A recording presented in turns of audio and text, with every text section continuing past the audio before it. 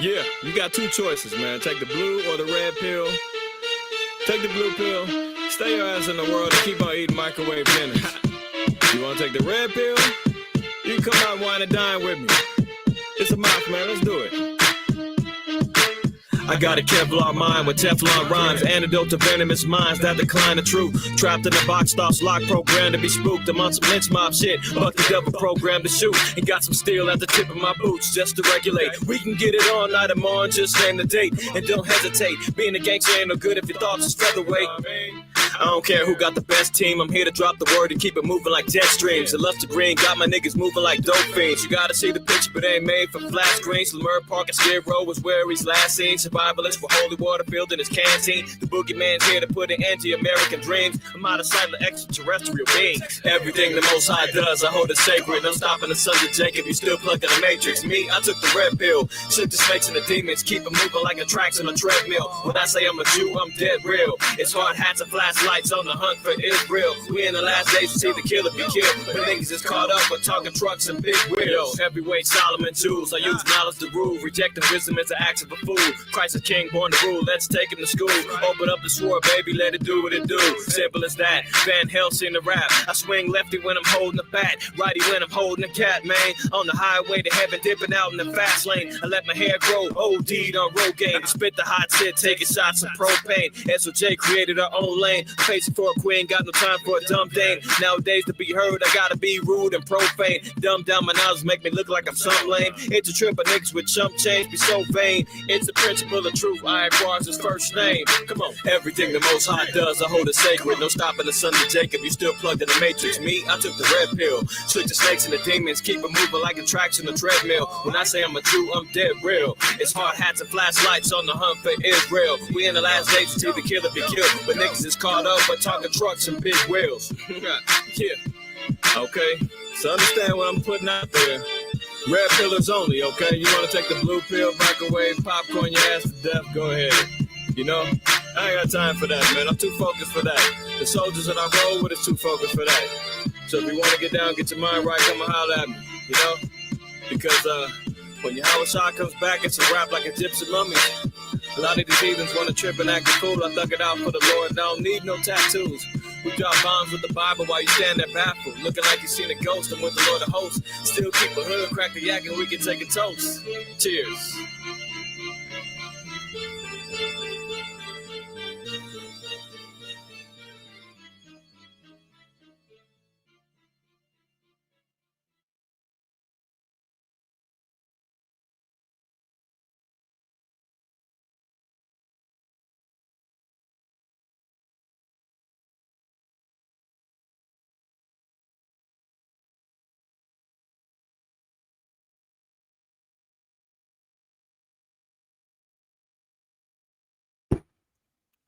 Shabbat Shalom. Shalom. Peace. Welcome to another episode. DSTM. Don't shoot the messenger. This is your brother of my for our first name, IQ. It's all the same. If you've been around, you know what I've been putting down. If you have not, don't get too close because you might get shot. Okay? No sound. I caught myself. I doubled back, made sure that I unmuted, I rewound, I got it right this time. But I appreciate y'all letting me know. Rosemary, the choir, appreciate y'all diligence and let me know. Stay on point, brother. You falling off. Watch out. Forgetting again. I'm trying to get it together, y'all.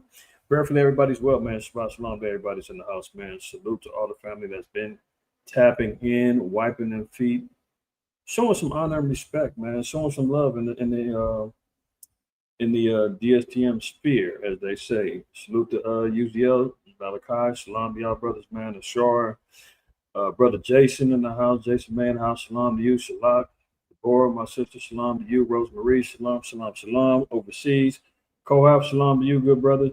You're in the house, shalom, shalom. My brother Hosai in the house, shalom. The Quabs, the car, shalom and salute to you and the fam, man. Good seeing y'all last weekend. And anybody and everybody else is going to be tapping in as we continue on with this live today for another DSTM episode, man. Spirit told me this morning, man, you know what? Play no games. Just go ahead on and just acknowledge what it is. It's time. Israel has got to pick a side, man. You got to acknowledge what's in front of you right now. Good is set against evil, man. Things are just outright blatantly being put in our faces. And our people love to still kind of turn a blind eye to it, man. You want to be optimistic. You want to think that maybe it's not that bad. Maybe you guys are just putting a little bit too much extra on it. Maybe because of my doomsday scrolling, it's really not like that. You got to really understand that, no, it is like that. Everything that you're seeing blatantly put in front of your face, from the targeting of our people, the technologies rising up, rise of the machines, all those things that's going on, economic collapse. You see what's happening, wars jumping off, earthquakes, sandstorms over there in Phoenix, Arizona. You see the Transformers is running around here, shooting down kids. I mean, yeah, it's that bad.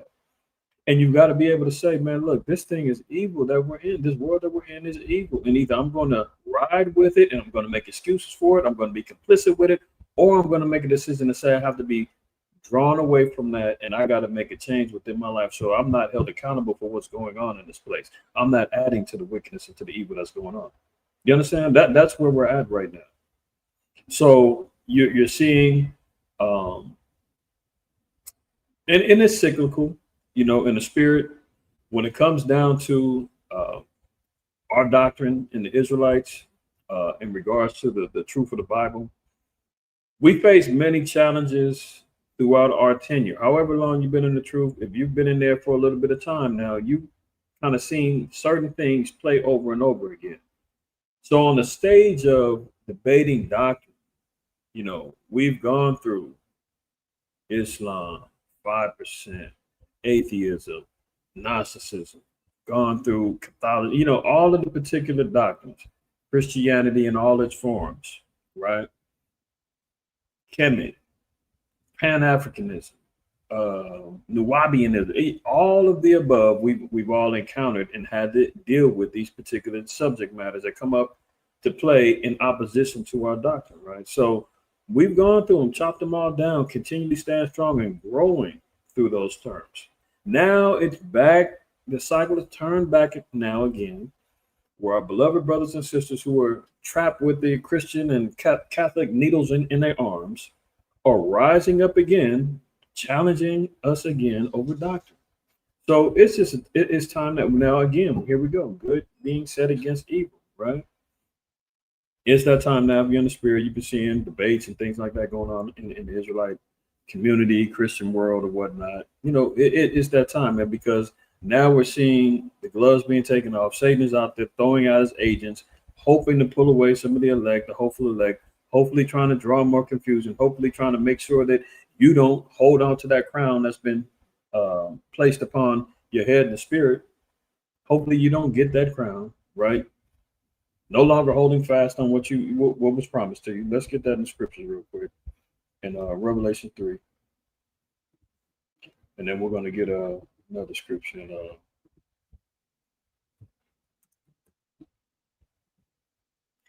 because at this time, you're going to have some people scratching their heads saying, well, maybe there is Gentile salvation.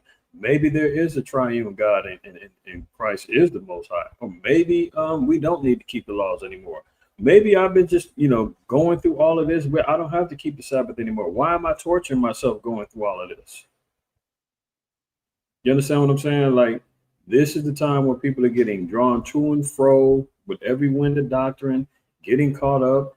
Men are leaving the truth, going back into the world, back gang banging, back pimping, back go. Women are leaving. And just as they're leaving, men are coming in, women are coming in 2- and 3-fold, being replaced. That's just how it goes until the Most High is done sifting and gathers his elect, right?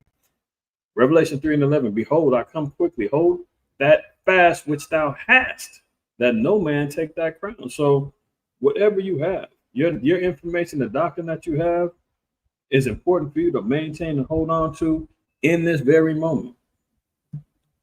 You don't have to be the deepest of deep brothers. You ain't got to have the masterful breakdowns, as I always leave you in parting. What do I say? According to Ecclesiastes 12:13, fear the Most High, keep the commandments. That's the whole duty of man. That's what you have to hold fast to. Because at the end of the day, that's how you're going to obtain your crown. through the favor and the grace of the Most High, right? Through Yahweh Shah, that's the only way we're going to make it, right? You know, let me get this other scripture in I think it's in Sirach. Let's say it's in 26. Give me 1 second. So what we're trying, the message to be relayed is that everybody needs to just hold fast, hold tight, right? If you've chosen good, stay on that side, right? You chosen evil, then stay over there. Stay over there. Get away from me. Okay. Let me get this other scripture. Let's get the Matthew.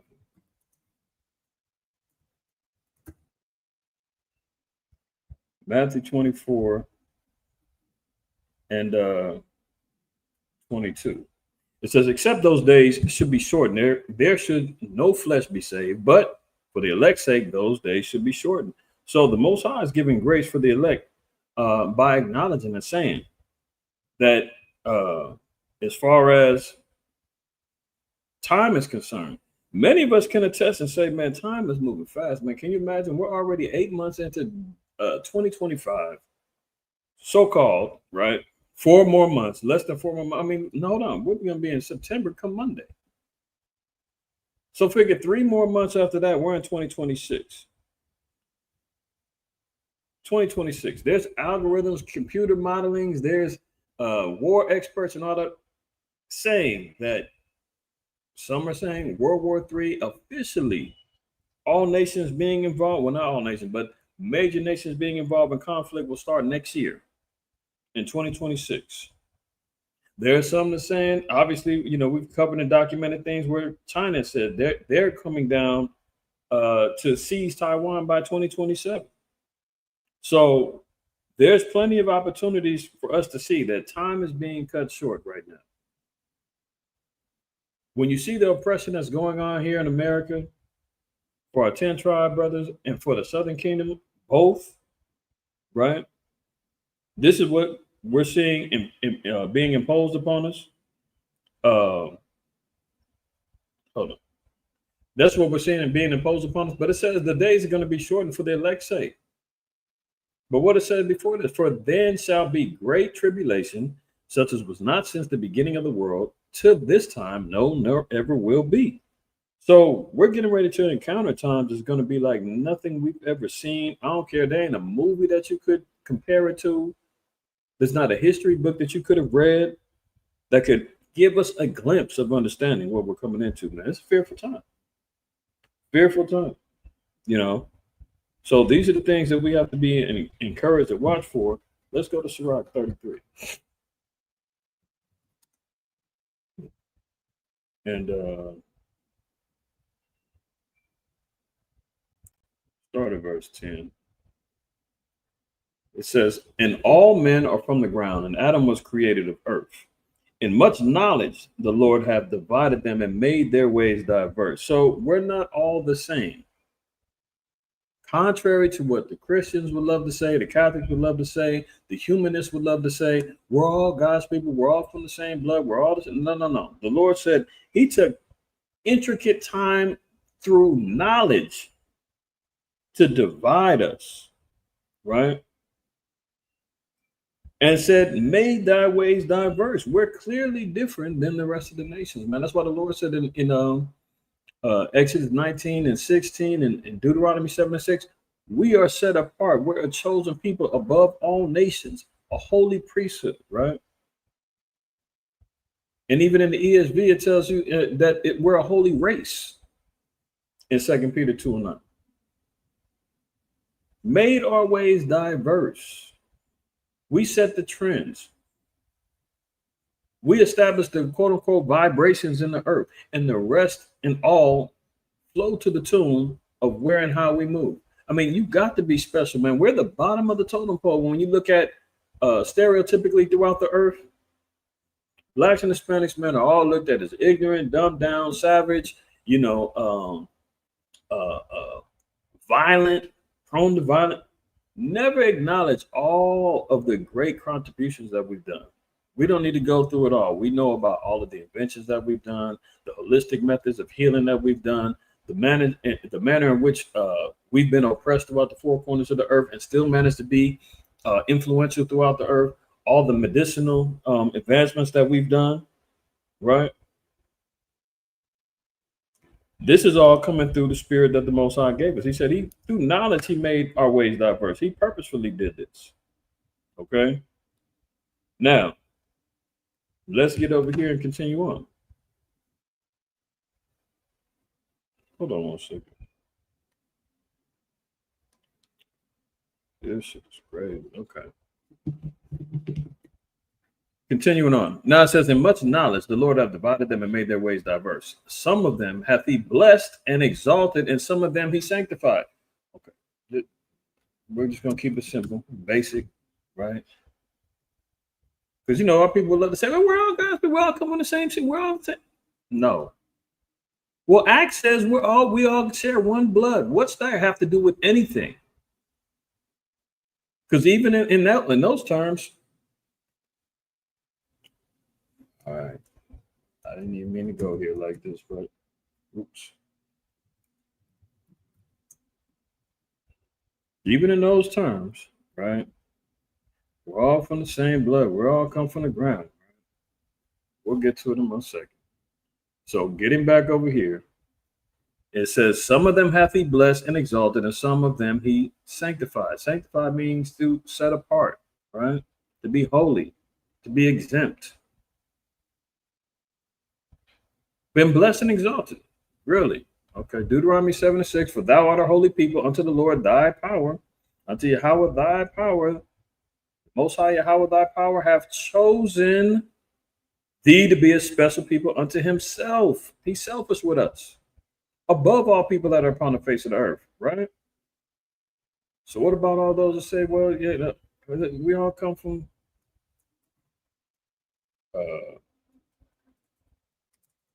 what's that one in Acts?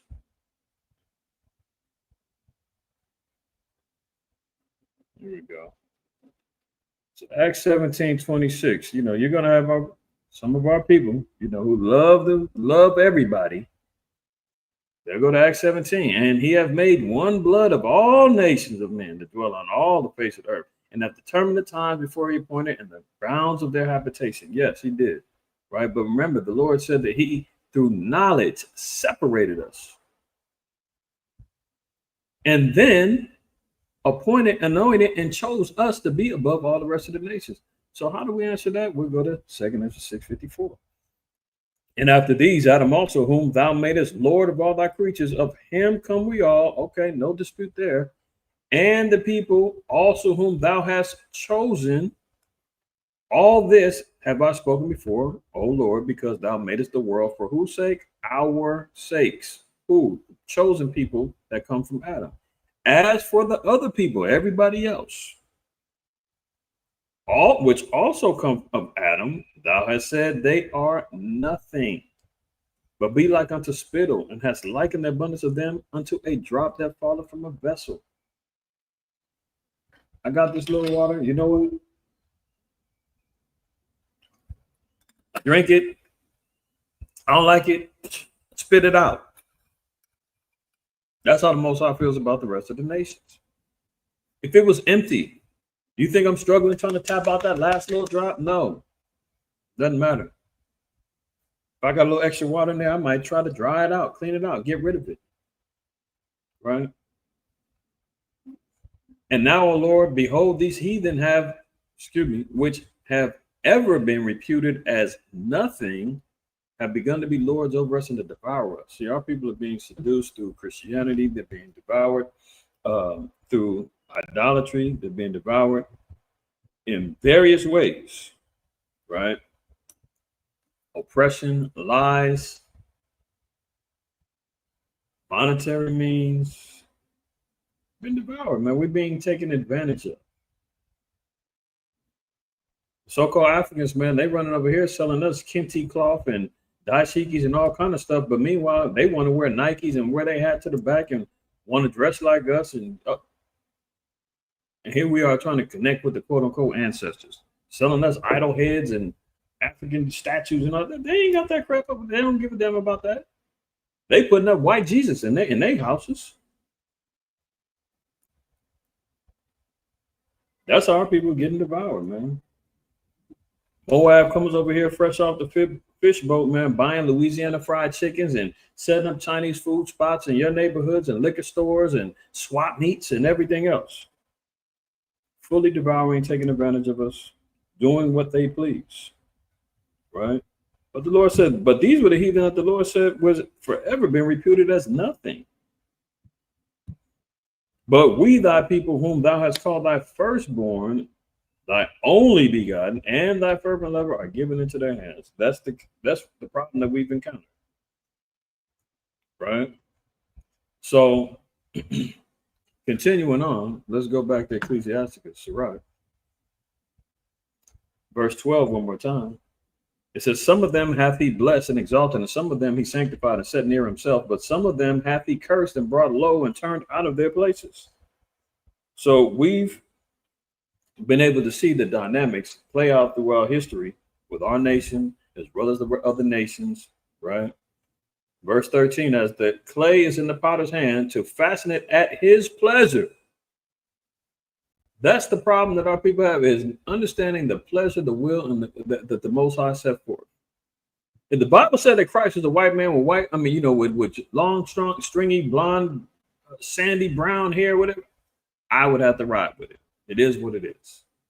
If he said he loved everybody in the world, he was going to bless everybody in the world with the kingdom and so forth and so on, I'd have to bow down to that. But it doesn't say that. And that's just what it is, right? Now you see some of the Christians are now starting to tweak a little bit, and they're acknowledging, oh yeah, there's going to be, servitude, slavery in the kingdom, so forth and so on. Oh, but it's going to be the pagans, it's going to be the heathen. It's going to be all those who rebel against God. I thought they were bound for destruction and hell. What happened to that? See, they're tweaking and they're bending a little bit, but they're trying not to break. Eventually, they're going to get broken. As the clay is in the potter's hand to fasten it at his pleasure, so man is in the hand of him that made him to render to them as liketh him best. Verse 14. Good is set against evil. This is what we're talking about now. This is the time that we're in. This is whether you've got a marital situation, you're going to have division that's coming into play. Your kids might be rebelling against you. You're trying to get them to follow after the laws and the commandments. There's going to be times where you're going to say, you know what, there ain't nothing I can do but lay down the righteousness and follow after good. If evil comes my way, I have to be prepared for it because it's set in motion. Good is set against evil, life against death. So is the godly against the sinner, and the sinner against the godly. So when we're seeing these particular debates and things that happen, in particular these Christians or whatnot, and God bless, as they say, God bless those who are sincerely trying to understand what the truth is and not just blindly following along with religion and going along with the hype and going along with traditions that they were being raised, that this is how you're supposed to be. All our families are Catholics. You're going to follow. God bless those who are sincerely looking and listening, trying to find the truth. Because if you leave it to the scriptures say that sin is a transgression of the law. So anybody who's saying that the laws are done away with, they are considered sinners and they're going about battling against the godly. So this is what it is. We see what's playing out in front of our faces, right? Not only that, we're seeing our enemies rise up against us. You see what's happening with Agent Orange and his administration, how our people are under attack, not only from the immigration standpoint, but economically. He's hitting us in the pockets with Medicaid, layoffs, inflation, right? Hitting us with the mass incarcerations, FEMA camps, detention centers, call them what you want. They're all being lined up, set up against us. He's attacking history, trying to take down the Smithsonian and talking about how Black history needs to be toned down and can't be so woke. And we don't need to be talking about slavery like that. And all of the above, you know what time it is, right? So while we're seeing this particular attack and our people are sitting back having voters regret, Latinos for Trump, blacks for Trump, and all. They didn't understand the battle that we're in right now. And this is what it is. Verse 15. So look upon all the works of the Most High, and there are two and two, one against another. There's always set opposition that's in motion. You know, it's positive and negative, if they call it in science. Asian philosophy, they talk about the yin and the yang and all of that, right? Everything is always set in the balance. And this is what we got to understand and see. Book of Amos 5, verse 10. They hate him that rebuketh in the gate, and they abhor him that speaketh uprightly. So this is the experiences that brothers on the highways and the byways have experienced and continually experience. You're getting more hatred and vitriol for being out there, rebuking and teaching our people. Well, the scriptures tell us that that's what you're supposed to do. Cry aloud, spare not, lift up thy voice like a trumpet. Show my people their transgressions. In the house of Jacob, their sins. That's open rebuking. Y'all always yelling, y'all always getting on the people. What the Lord says, show them, tell them, but heal them as well. It's not a chop shop session, man. Brothers, don't be out there every chop. No, you got to heal them as well. You're not doing a good job as a physician of the word if you're not cutting them open to pull out the cancers, and then you have to stitch them back up. Right? But this is what we see. You know, you're hearing these these threats to Christians running around. I'm running down on you. You Israelites, if you out there. Yeah, all those Bayan out here. Bayan ain't out here. It's all good. But I finally seen the video. Brother sent me a video. Some Christian out there in Detroit talking about, if I see you Israelites anywhere in Detroit, I'm running down on you, and I'm defending the gospel. I don't care what camp you are. I mean, they're getting bold with it, man.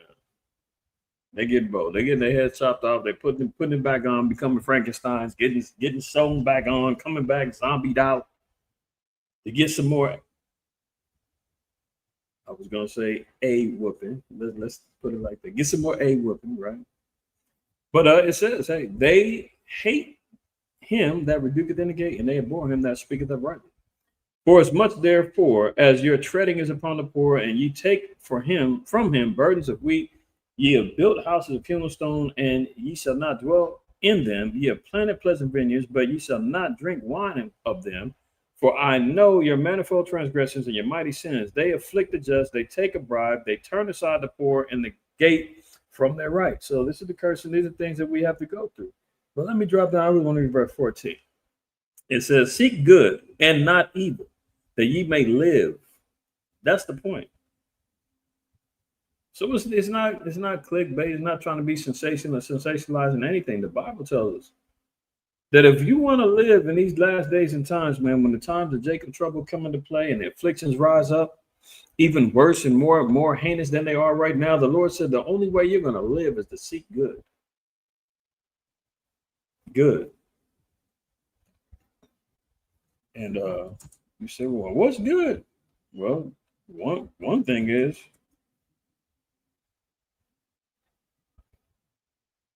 Proverbs 4:2 says, for I give you what? Good doctrine. Forsake ye not my law. That's part of doing good. First thing is not to forsake the laws of the Most High. That's how you're going to live. Seek good and not evil, that ye may live. And so Yahweh, the power of hosts, shall be with you as ye have spoken. See, that's what we gotta rise up for. Slack y'all. Give me 1 second.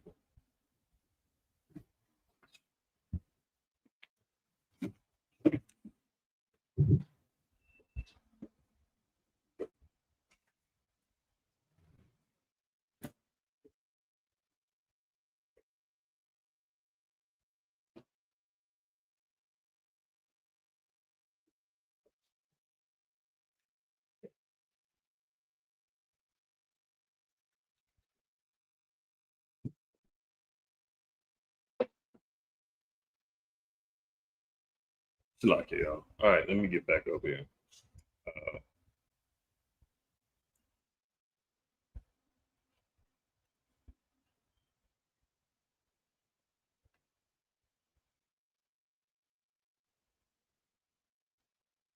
Back to Amos. Lucky. We finished Amos. Let me go over here. The computer gets to tripping. That's why I was late earlier, man. I've been having a lot of little technical issues, man. Satan up here moving. Psalm 34 and 14 says, depart from evil and do good. Seek peace and pursue it. We have to constantly be in pursuit of it. We got to constantly be chasing after good, chasing after the righteousness, departing from anything and all things evil. Can't be complicit in these days and times, man. That's for real. We got to choose up. Psalms 119 and we'll read 104. It says, through thy precepts I get understanding. Therefore, I hate every false way. Christians say you can't hate. You can't hate. No, you got to hate every false way. That's for sure. Otherwise, you're going to be complicit and make excuses about it. Let me read this in Psalm 119. And let's get the Hebrew word regarding a precept.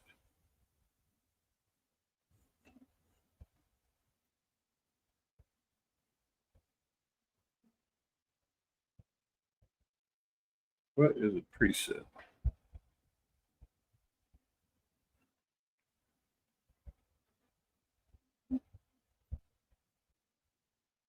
What do we see here?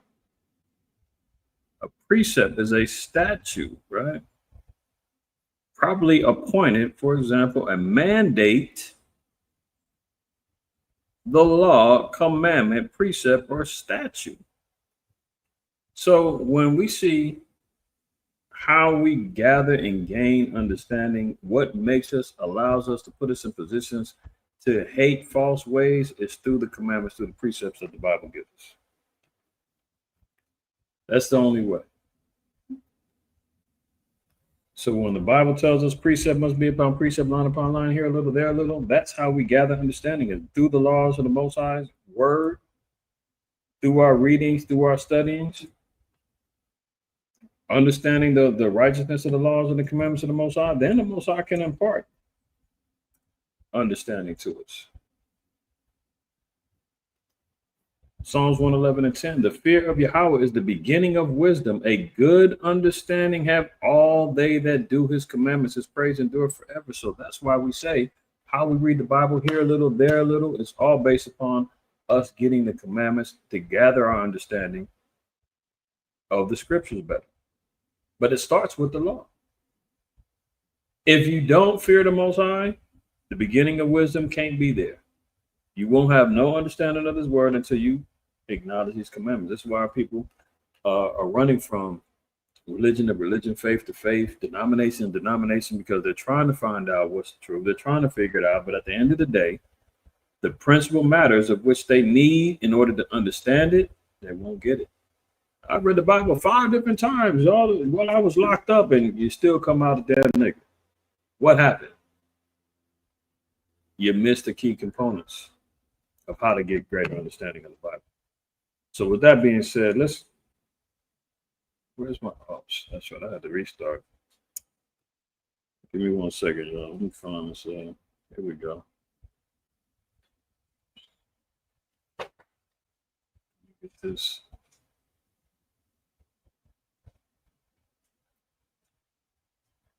Make sure this is visible for everybody.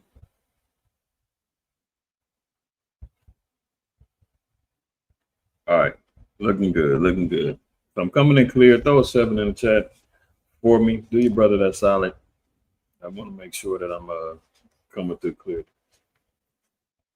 Been having some issues up here on the tech side.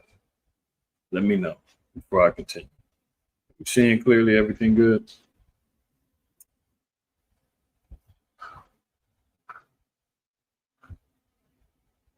Okay, all praises. All right. So in continuation, last week we talked about Venezuela being put in a position to where America is talking about invading Venezuela. So we talked about south of the border, how and why they do, regime changes, and particularly they've been targeting Venezuela for years on end. The IMF sending out loans to them, trying to bait them in through monetary means, trying to oppress them. with high interest loans that they're unable to pay. When they can't pay, guess who moves in? Good old Esau to take over and colonize a whole new country. When Venezuela paid off their debt, they told America, get the hell out. We ain't got nothing to do with you no more. We're not taking any further loans. That's out. We see what you're up to. You're operating under Satan. You know, even with Hugo Chavez, he even said in the speech, I made mention of it. He said that after, I believe it was George Bush left, he said it still smells like sulfur at the same podium where they spoke at. So that was him throwing a jab saying the white man is the devil. So now we're seeing why America is forcing their hand over there. We've seen everything that they've done. They got a warrant out for his arrest. I think it's like $50 million. They seized his plane, talking about he was doing money laundering or drug, some madness. But y'all seen all that foolishness, right? So Maduro is not backing down because he knows that he's got China and Russia is backing him up. They haven't committed to any particular war-based defenses, but he knows that at the end all be all, their resources of oil and the connections that they have that other nations could utilize is still valuable. Even though the sanctions and the restrictions that America's thrown on Venezuela, they know that what they still got is useful to other nations. Maduro cites Rubio's madness and sends 15,000 troops to the border. So here we are with another aspect of war. Venezuela vowed to reinforce security along its border with Colombia as President Donald Trump's administration sends U.S. warships to the Southern Caribbean. Nicolas Maduro used his weekly television show to confirm he ordered the deployment of 15,000, quote, well-armed and trained men and women to the states of Zulia and Táchira. He also singled out Trump's top diplomat, Secretary of State Marco Rubio, warning the U.S. move risked becoming a debacle. Unfortunately, this gentleman, with his madness and extremism, could lead President Donald Trump to the worst possible scenario in Latin America and the Caribbean. Maduro said Monday evening, we will emerge victorious from this situation. And one thing that's important to recognize too is that through Agent Orange and the Trump man, he's trying to fully oppress all of Israel. You see, they're making moves over there in Haiti. Remember we talked about them trying to go get the quote-unquote gang leader barbecue? And they're trying to go and recolonize and take over Haiti in the Caribbean. Now they're double backing over here in Central America to try to get rid of Maduro so they can take over that, right? So he's slowly but surely trying to recolonize and conquer these same countries who gave the middle finger to America. Now he's trying to get it all back. So it's not ironic that we're seeing him moving his forces in on both sides. Look at this. Let me see if I can play this. This I found interesting because this is a post off of X. It says Israeli defense minister threatens Yemen with the plague of the firstborn. Now, if we think about that, what or how could there be a plague of the firstborn? We know what happened in a history of Israel and our escaping up out of Egypt, right? Plague of the firstborn, death angel came through, killed all of the firstborn of the Egyptians and everybody dwelling in the land, except for the children of Israel who were keeping the Passover and had the blood post, the doorpost with the blood on the door. They were spared. Now, in this particular scenario, when you're speaking about a quote unquote plague, get this up. Let me see if I can see. Talking about a plague, you're talking about something similar of a biological weapon. They're openly saying we're considering doing something that fast. Let's look at this. Defense Minister Israel Katz writes, today we destroyed the Houthi presidential palace. For every missile they launched toward Israel, the Houthis will pay with compound interest. Today we brought upon the Houthis a plague of darkness, and next will come the plague of the firstborn. And it's even interesting that they're even talking in biblical terms when it comes down to these wars that's jumping off now. You don't hear quotes from the Quran. You don't hear quotes from the Egyptian Book of the Dead. Everything leads back to our book. And all nations recognize it. All nations are sitting back saying, hey, you know what? These are all, you hear about plagues coming in, destructions coming in, quote unquote, national disasters of, quote, biblical proportions. They always, like to throw in the Bible in most references when it comes down to destruction, judgment, things of that nature. This biblical reference in the book of Exodus, they talking about the plague of darkness. We already know about that, right? It says cats invoked the imagery just hours after Israeli airstrikes on power plants in civilian areas in Sana'a, which cut electricity and killed civilians. His words equate Israel's next step with mass indiscriminate punishment. Oh, men, women, children, doesn't matter, huh? Extending the genocidal rhetoric of Gaza, and they're saying that the Palestinians are Amalek, man. That's if that ain't misdirection, I don't know what is. But if they can take our identity, why can't they throw another identity on somebody else? I mean, this is classic classic foolishness, man. With them, they just try to just dictate who's who now. But here he goes right here. תשקף מאגרי דלק ותחנות כוח וחשמל. אנחנו ממשיכים. I don't want to hear him sound like he got a mouthful of food in his mouth, in his mouth as he's trying to display. But this is what he basically said, translated, regarding the this part right here. Now he's talking about the plague of the firstborn, man. I mean, how are you going to establish a plague that's going to kill or destroy firstborn of a particular nation? I mean, they might go biological weaponry bombing. They may be sliding up in there in those refugee camps or whatnot, man, poking them up with something that's going to take them out. May cut off their reproductive, abilities. Or they just may go all out and just say, we don't give a damn, like we've been seeing.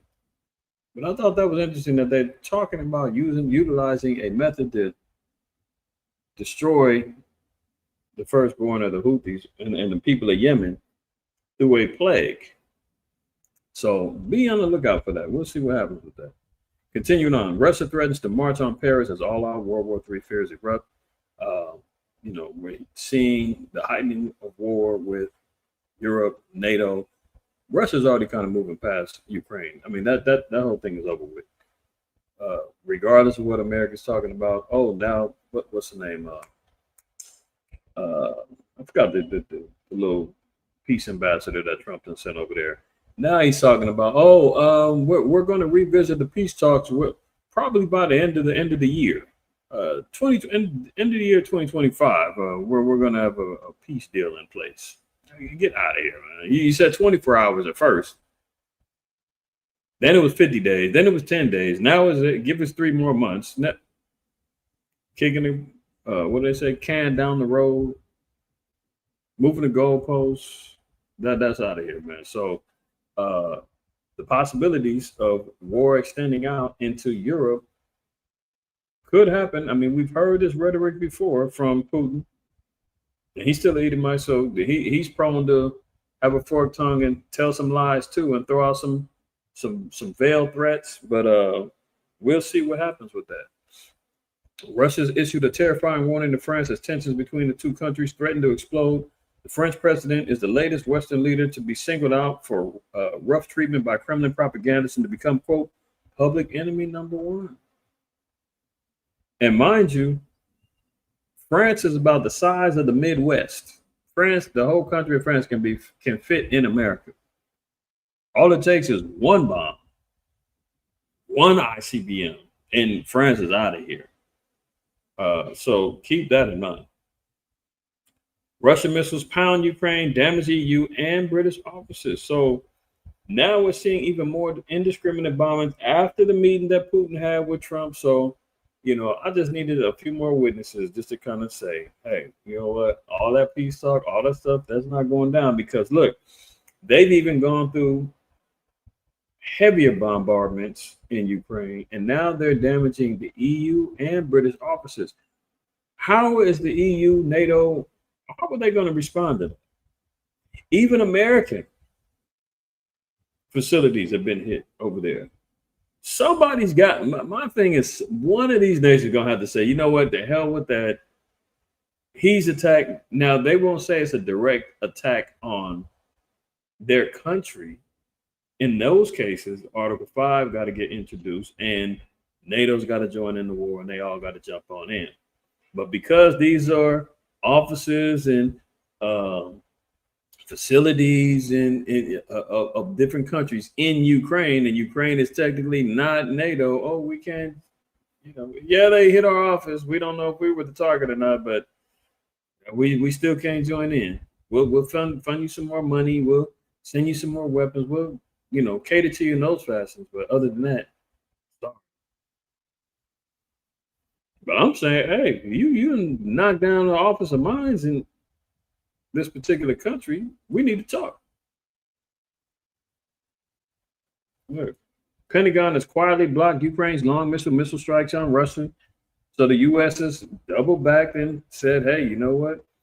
We're not going to allow these long-range missile strikes on Russia anymore. Has America caved in and said, hey, man, let Russia do what they're going to do? Something else is going on behind this. What? We'll see. Remember, Trump said that if they can't come to a peace agreement, they might just back out and they'll just sell weapons and things to Ukraine. Instead of just giving it to them like, Slow Biden was doing. Slow Biden was tricking like a mug. Slow Biden was out there making it rain on the Ukrainians. But the Trump is cutting them off. So we'll see what happens. Let's see. Mystery surrounds $1.2 billion Army contract to build a huge detention camp in the Texas desert. So here they are continually building up. Let's see which FEMA region Texas is.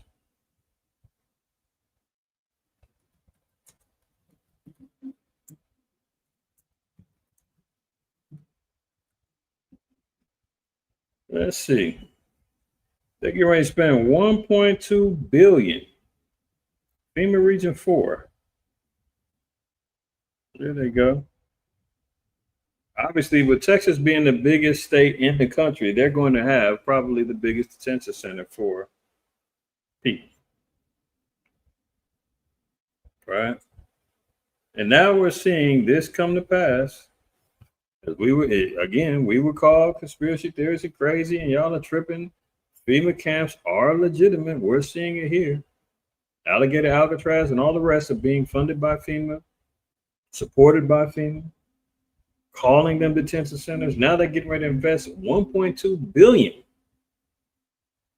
for a new huge detention camp in Texas. You think that's just all for illegals as they're running the streets, talking about they're cracking down on crime now? I mean, if the typical federal and state penitentiaries are overcrowded, where's the overflow going to go? As the language of the laws are starting to change, where more crimes can now be, assessed as, quote unquote, hate crimes, seditious, anti-government rhetoric. They're utilizing all different kinds of means to lock people up now. A traffic stop, as we're going to see in a little bit, traffic stop now can get you locked up in a detention hole and disappeared.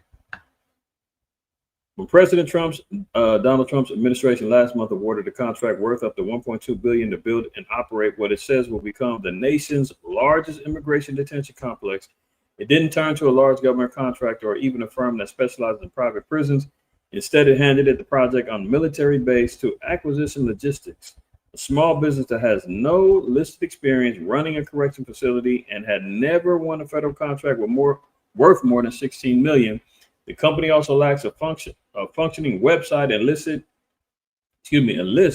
as its address the modest home in suburban Virginia owned by a 77-year-old retired Navy flight officer. That should have your antennas up within itself. Remember what we talked about, the private army, the Gestapo system being used by Agent Orange, right?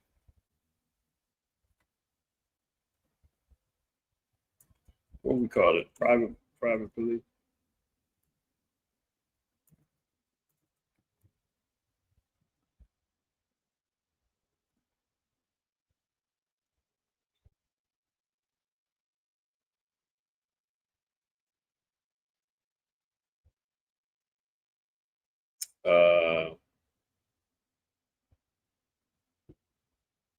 We'll just look at this line real quick. Gestapo was the official secret police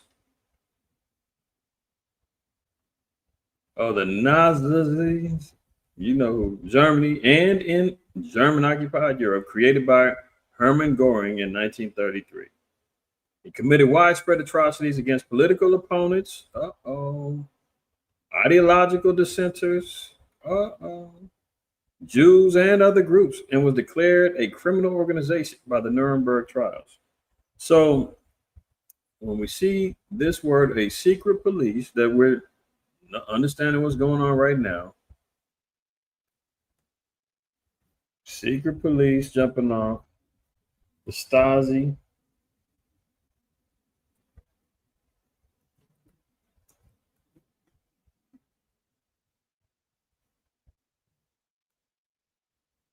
Here's another. The Ministry for State Security, commonly known as the Stasi, was the State Security Service and secret police in East Germany from 1950 to 1990. Secret police. And here we are with a mysterious acquisition logistics company who, out of nowhere, no background, no knowledge about correction facilities, never won a federal contract, and no website, and the only thing that it lists, his address is to a 77-year-old retired Navy flight officer in Virginia. Who are these people? Who are these people? That's what I'm talking about. Evil is in front of us, and our people sitting back saying, "What? Huh? I don't know what you're talking about." The mystery over the award only deepened last week as the new facility began to accept its first detainees. The Pentagon has refused to release the contract or explain why it selected Acquisition Logistics over a dozen other bidders to build the massive tent camp at Fort Bliss in West Texas. At least one competitor has filed a complaint. The Pentagon has refused to release the contract or explain why it selected Acquisition Logistics. That should tell you something. But I digress. Let's continue. Trump signs an executive order establishing specialized National Guard units to address crime in cities. So look at this. There's no state of emergency that's going on because of crime in cities. There's not mass rioting, jumping off, people are turning over city, mass looting and everything. That's not going on. But he's twisting the facts. He's twisting things to say, oh, well, we got to stop the crime in D.C. D.C.'s out of control. Every city, major city, has crime that's out of control. Not even out of control. That's just typical crime that's jumping up. He's making it sound as if there's civil wars and there's uprisings all across the country. The police need help. And we need to set in the National Guard to stop this. That ain't what's going on. But narratives are being painted to say, hey, you know what? We need troops on the streets. Specialized units, that is, to address crimes in cities. Y'all seen the video last week with the cats in D.C. sitting on their porch, chilling, and they roll up on them? Or was that 2 weeks ago? The Trump signed an executive order Monday tasking his security of defense, Pete Hegseth, with establishing specialized units in the National Guard that will, quote, be specifically trained and equipped to deal with public order issues. The clearest sign, yet he intends to expand the U.S. military's role in domestic law enforcement activities across the country. So they've been saying it. Get used to it. This is the new norm. Troops on the streets, assisting in state and local police matters. as they're supposed to be there to kind of back up and support. But before you know it, that's going to be out. They're going to be actively involved because there's going to be somebody in some groups or whoever. It's not going to ride with this, and possible civil wars jump off. Gunned down. Horror moment. Masked gunman disguised as a delivery driver kills Zelensky's ally in a broad daylight assassination. So, add this to the pot. They ain't stopping, man. A former parliament speaker and MP Andriy Perubi, damn German name. I mean, Russian name, Ukrainian names, whatever. 54 was killed in a horrendous shooting in Lviv, with the killers still on the run. So they're bombing. They're carrying out assassinations. I mean, there's no ending to this war. This is the gateway that leads to World War III. If it was closed, man, then the Bible is a lie. But we're seeing it playing out. Here's another one. Pass this along to your, but we're seeing it play out. What the playing out? Here's another. See, that's what I'm saying, man. There's spirits galore jumping off on this technology, boy. Pray for your brother, man. Pray for everybody out there, man, because it's weird stuff going on right now. Anyway, you notice I ain't touched my phone, and you just heard the volume go up. If you can hear that on the mic. But anyway, pass this along to your loved ones. Our people have an infatuation with swine, let alone just undercooked meat, period, right? But look, notice this. It's a fry-up lover who ate undercooked bacon, ended up with pork worms in his brain. We always talked about this for years on end, trying to give our people the devastating reasons as why they should cease from eating swine, but they just can't get away from the hog mugs, the chitlins. They can't get away from the pork chops. You can't get away from the bacon and the pepperoni and everything else. The sausage. Folk have been warned to make sure their bacon is crispy after a fry-up fan who ate his undercooked ate his undercooked. So I guess fry-up is maybe some brand name of bacon. A swine bacon who ate his undercooked ended up with pork worms in his brain. The 52-year-old sought medical help after weekly migraines grew worse, and he reported a severe pain across the back of his head. The scan revealed multiple cyst-like lesions scattered across the brain. We've talked about this for years on end, about trichinosis,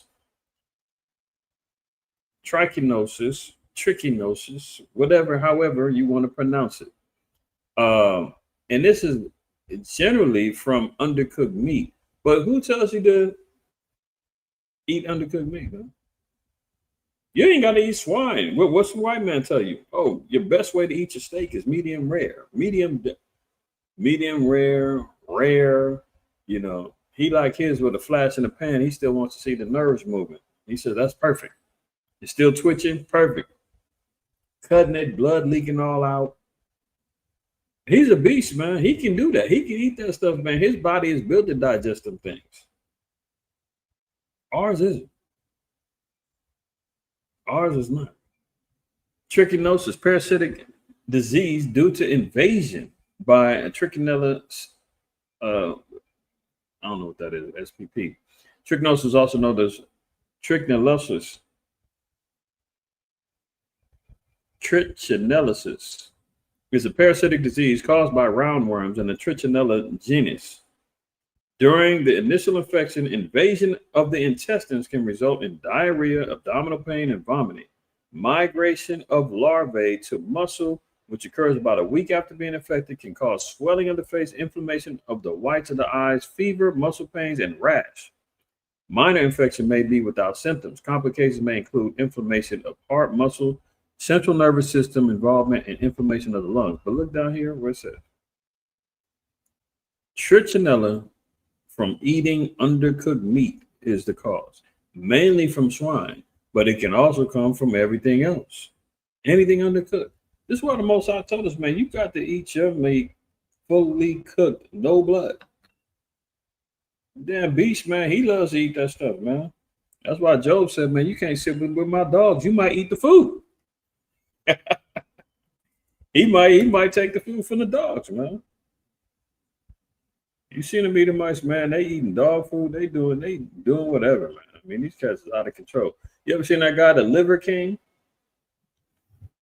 He ends up being a fraud. Before we read that, let me give you an example of what we talking about.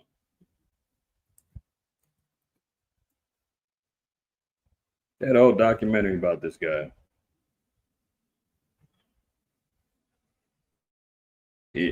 He's talking about how he's going through what was his diet? He was his old social media fitness influencer, and I think he calls his diet the paleo diet or something like that. Talking about you got to get back to the essences of, you know, got to get back to the essence of, his Neanderthal ancestors and all that. Now look, he's eating raw meat, raw liver, all this other stuff. Turns out, man, this guy was on steroids, all kind of drugs, faking until he make it. There was a whole, I think Netflix did a whole documentary about this guy, man. Here you go. He's a beast, man. This is what they do. And you can see all kind of videos on TikTok and all kind of them eating and doing the same stuff.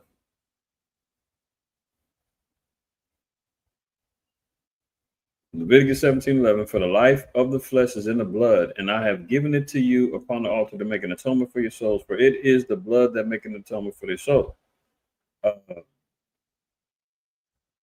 Verse 10 is what I want. And whatsoever man there be of the house of Israel or of the strangers that sojourn among you that eateth any manner of blood, I will even set my face against that soul that eateth blood, and will cut him off from among his people. So obviously we don't eat blood. Our meat food must be fully cooked. Number one, we shouldn't be eating swine anyway, but that disease can come from any meat that is undercooked. I don't give a damn if they say, well, you cook the steak too much and it starts to be like leather. But then if you don't like that, then don't eat steak no more. The Lord said you better cook your meat all the way. So the plagues is out there attacking people. It's important that our people pay attention to what's going on. All right, let's continue on. All right, next one. All right.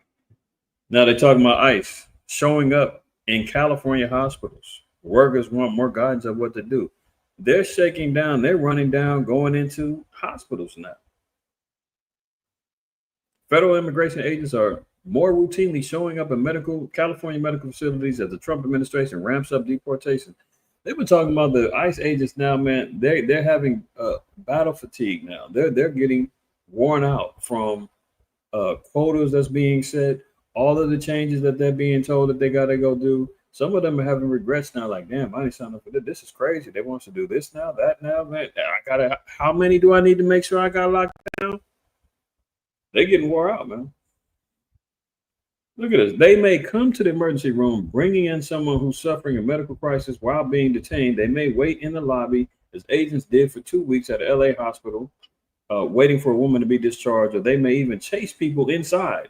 And federal agents did it at the Southern California Surgical Center. The sight of these agents, often armed with covered faces, makes many wary and may keep people from seeking care.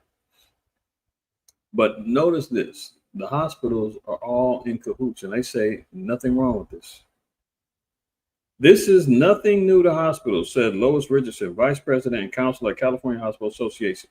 We get inmates, detainees, arrestees all the time. Whether it's police, sheriff, highway patrol, ICE, whatever it is, the job for the hospital workers remain to provide care, she added, and not get involved in disputes over why a person is in custody.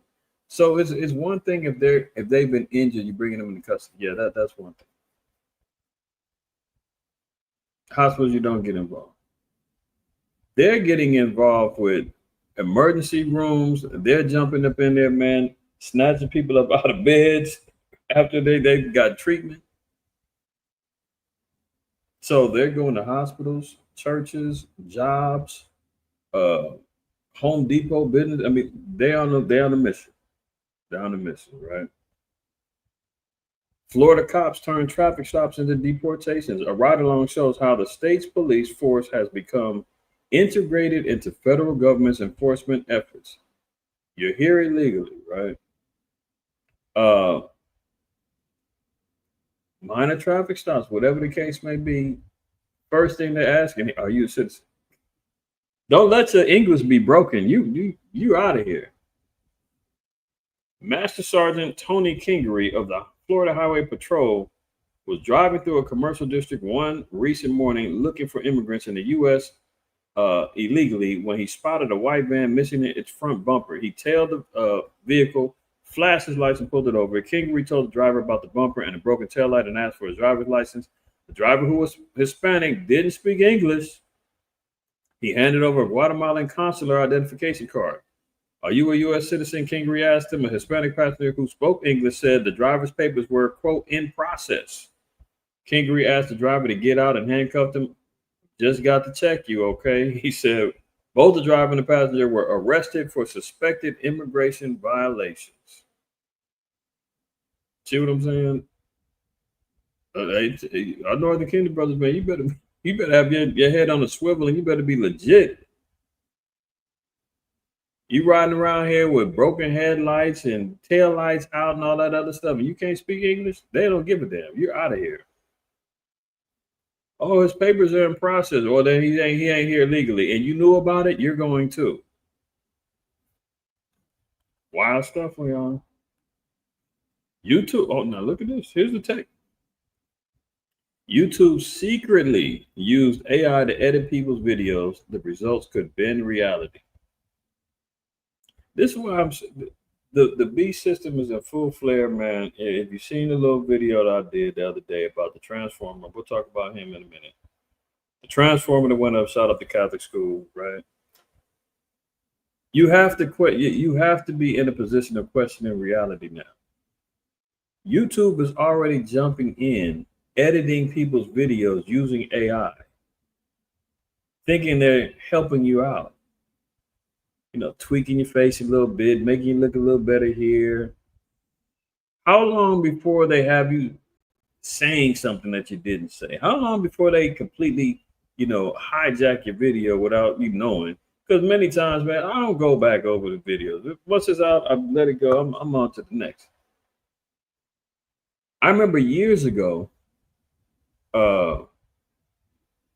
when we was at True Nation, our old congregation, there was a video when COVID first happened, and I started doing the current events on that, and I said they don't want to say that it's a pandemic, but I used the real word, and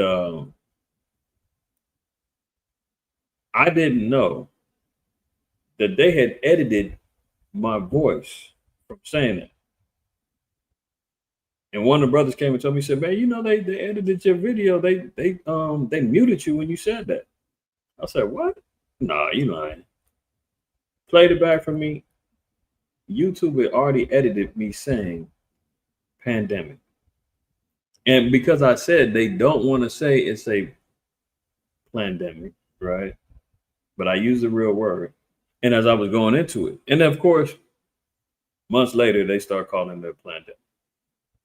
But at the time, it was early. It was like early 2020. Yeah, it was early 2020, maybe March, February, somewhere around there. So I was already on top of it. I'm moving into it in the spirit, going to it, talking about how they're going to move with this whole thing. And they're going to say they don't want to call it a pandemic right now, but blah, blah, blah, blah, blah. And sure enough, man, played it back to me and edited me in real time. I said, what the hell? So to see that once a video has been uploaded, YouTube is already coming in and tweaking and doing what they want using AI with your content. Look at this. YouTube made AI enhancements to videos without telling users or asking permission. As AI quietly mediates our world, what happens to our shared connection with real life? This is why I say, and I've been saying it for years on it. We're only renting digital space here. This is not my channel, our channel. You don't have a Instagram page. You don't own none of this. Anytime they want to hijack it, anytime they want to intervene, anytime they want to delete, anytime they want to regulate, it can happen. We're borrowing. People are monetizing these things. They're allowing ads on their videos. They're doing all kind of stuff. You don't have no control of this crap. Look at this. Rick Beato's face just didn't look right. I was like, man, my hair looks strange, he says. And the closer I looked, it almost seemed like I was wearing makeup. Remember? Some of y'all might remember years ago, I said, look, if you see me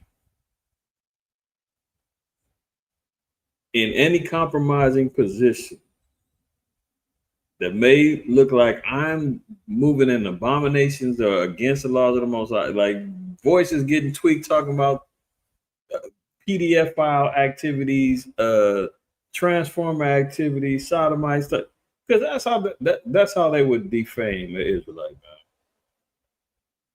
Best way is to show that he's breaking the same laws that he says he's upholding. So don't fall for the okie doke, y'all. That's not me. Notice it said this guy, Cat said, man, he looked like he had on makeup. Beto runs a YouTube channel with over 5 million subscribers where he said, where he's made nearly 2,000 videos exploring the world of music. Something seemed off in one of his recent posts, but he could barely tell the difference. I thought, am I just imagining things? It turns out he wasn't. In recent months, YouTube has secretly used AI to tweak people's videos without letting them know or asking permission. Wrinkles in shirts seem more defined. Skin is sharper in some places and smoother in others. Pay close attention to ears. You may notice them warp.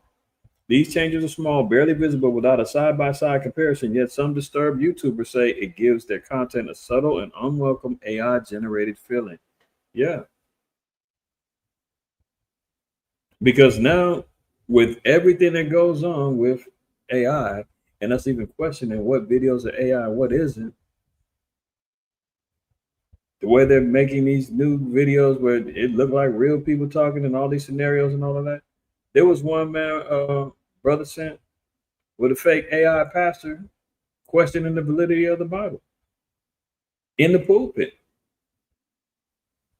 How do we know the Bible wasn't written by? There wasn't nobody there. There was no reporters there. Who gave them their information? You know, like some wild stuff. Now, if you can have some AI videos, man, to make you look like a damn AI, but it's really you, then people are going to say that video was AI.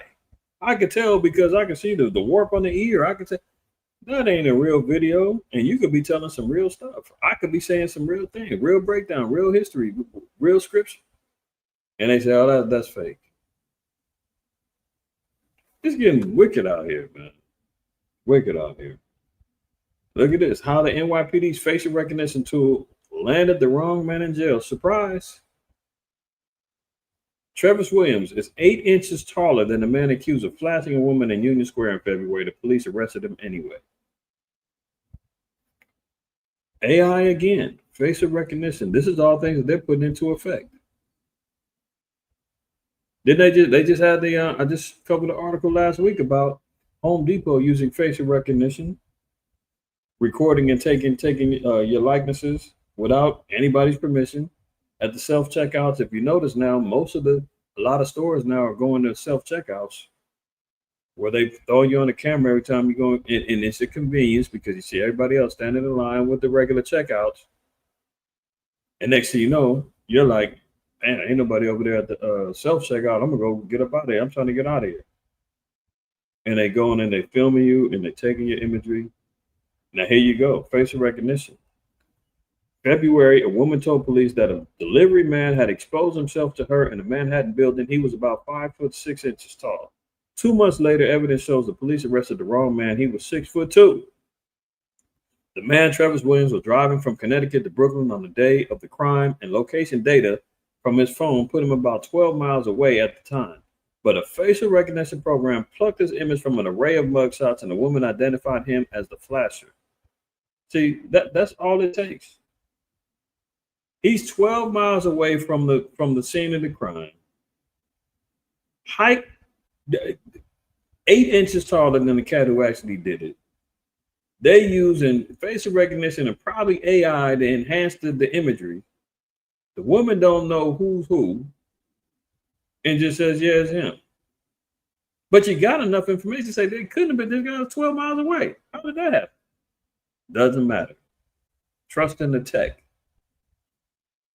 Like Mr. Williams, the culprit was black, had a thick beard and mustache, and wore his hair in braids. Physically, the two men had little else in common. Mr. Williams was not only taller, he also weighed 230 pounds. The victim said that the delivery man appeared to weigh about 160 pounds, but Mr. Williams spent more than 2 days in jail in April.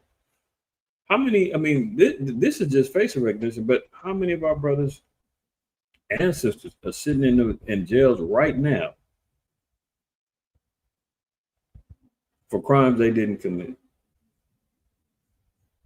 This tech is going to be used in heinous ways, man, to get it. I mean, how the hell the woman could have easily seen, like, no, that guy's way taller. He's bigger.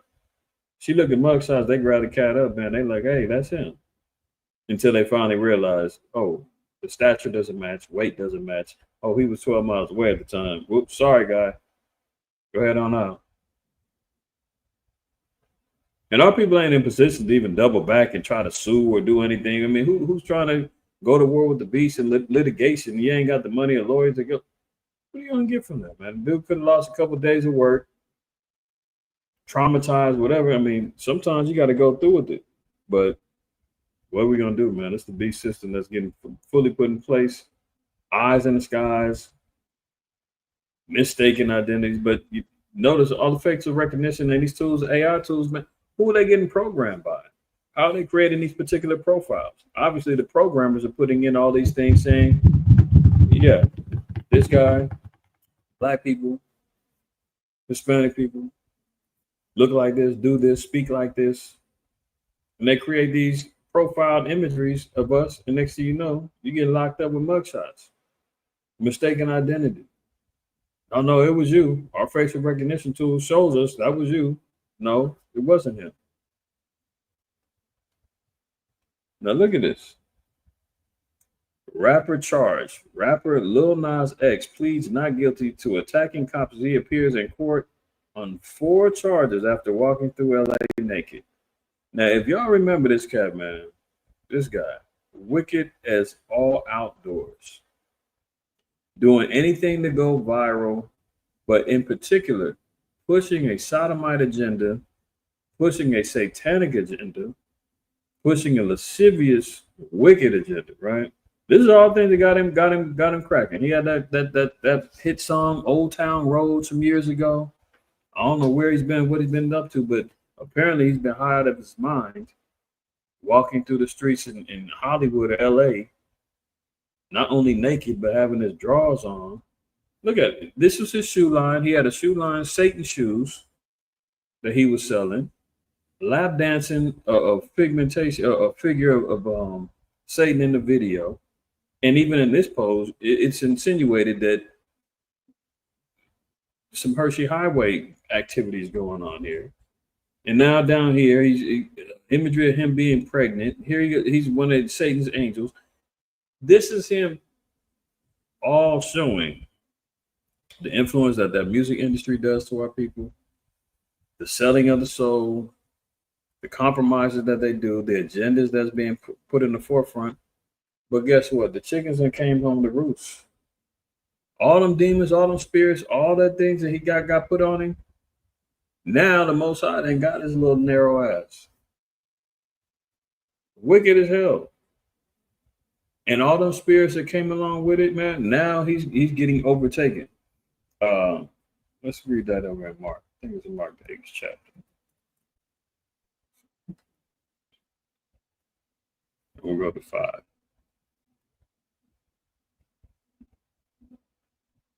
Because it's a spirit, man, that comes on these cats, man.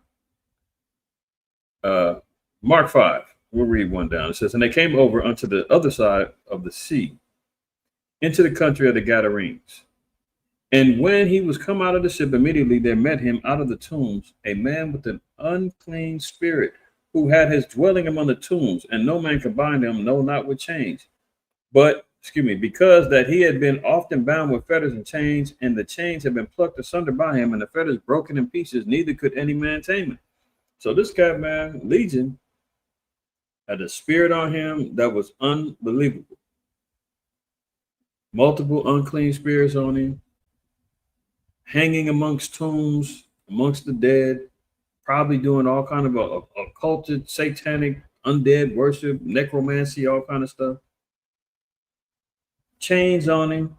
He'd break the chains. Nobody could deal with him. And always night and day, he was in the mountains and in the tombs, crying and cutting himself with stones. But when he saw Yahweh afar off, he ran and worshipped him and cried with a loud voice and said, "What have I to do with thee, Yahweh, thou son of the Most High God?" That's a whole nother story for the triune God worshipers. But anyway, because they love to say that Jesus is the Most High. I can't tell. Anyway, I adjure thee by the Most High that thou torment me not. For he said unto him, "Come out of the man, thou unclean spirit." And he asked him, "What is thy name?" He answered, saying, "My name is Legion, for what? We are many." And he besought him much that he would not send them away out of the country. Now there was there nigh unto the mountains a great herd of swine feeding, and the devils, plural, besought him, saying, "Send us into the swine that we may enter into them." That lets you know, man, that there's a spirit in that swine too, man. That's why you hear them always oinking and all over the damn place and making them damn vile noises and tripping. Devilish spirits is in that flesh, man. Where else could you got to imagine these particular demons wanted to be placed back into a host where they were comfortable. Remember, they noticed they said, "Don't send us away out of the country. Don't ban us and destroy us." But remember, the scripture even tells us, man, fear not him that can destroy the body, but him that can destroy the soul and spirit, right? Paraphrasing. So they said, man, put us in another comfortable host. Throw us in the swine. That's why you see our people acting a damn fool, man. They dietary choices are creating and having devils and spirits on them, right? That's one thing. Now,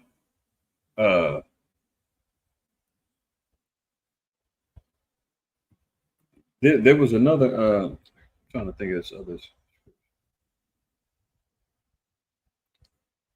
I can't remember it off the top of my head, but just in Revelation 11, this just gives us more credence to the type of spirit that, you know, America endorses, stands behind. There's rewards now for carrying out demonic activity. And for a struggling artist, somebody who wants some attention, somebody who wants to be recognized, somebody who wants to go viral, they will expose and destroy themselves and their spirits and their souls and their chance of salvation, all for the momentary attention that they seek. Revelation 11:8, and their dead bodies shall lie in the street of the great city, which spiritually is called Sodom and Egypt, where also our Lord was crucified. This is a spirit that is on this place. And this guy was a representation of it.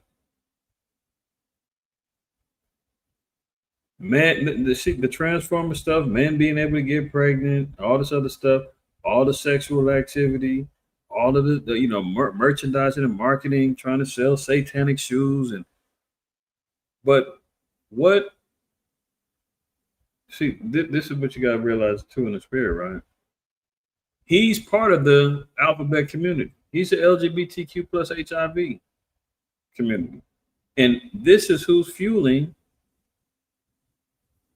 those groups and them people. It's got to be. Look at it. Rapper Lil Nas X is pleaded not guilty to a 4 felony charge. I don't know if y'all seen the video of him walking in the streets. I was going to play it, but they blurred out the nakedness. I don't think YouTube's gonna let that slide. It was on TMZ, their website. But the dude was bugged out, high out of his mind, and that's what happens too. They deal with high drug usage because they escapism, man. It's the demons and all the spirits that's all on them. Only thing they can do is kind of sedate themselves.